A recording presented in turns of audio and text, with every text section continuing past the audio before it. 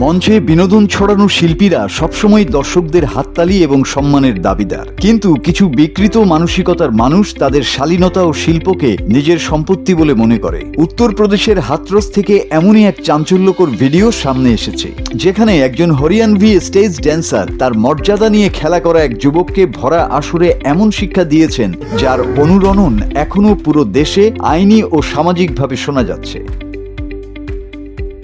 ঘটনাটি হাথরস জেলার সাসনি এলাকার, যেখানে একটি জন্মদিনের অনুষ্ঠানে Haryanvi stage dancer Dimple Chowdhury perform করতে এসেছিলেন। দর্শকদের বিপুল ভিড়ের মাঝে এক যুবক বারবার মঞ্চের আশেপাশে ঘুরে অসভ্যতার চেষ্টা করছিল। প্রথমে সে মাত্রা ছাড়িয়ে টাকা রাখার অজুহাতে অশালীন আচরণ করে, যা ড্যান্সার এড়িয়ে যান। কিন্তু দ্বিতীয় গানের সময় ওই যুবক যখন ডিম্পলের কাঁধ ধরে অত্যন্ত বাজেভাবে স্পর্শ করার চেষ্টা করে, তখন ড্যান্সারের ধৈর্যের বাঁধ ভেঙে যায়।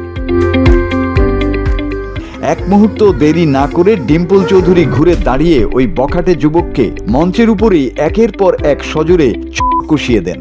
ডিম্পলের রাগ এখানেই শান্ত হয়নি। তিনি সঙ্গে সঙ্গে হাতে মাইক তুলে নেন এবং ভরা মঞ্চ থেকে গর্জে উঠে বলেন, শিল্পী হওয়ার অর্থ এই নয় যে কেউ এসে তার মর্যাদা নিয়ে ছিনিমিনি খেলবে। তিনি স্পষ্ট ভাষায় বার্তা দেন যে মঞ্চ যেমনই হোক না কেন, নারীদের ব্যক্তিগত সীমানাকে সম্মান করতেই হবে। এই তীব্র প্রতিবাদের পর তিনি অনুষ্ঠানটি মাঝপথে রেখেই মঞ্চ থেকে নেমে যান।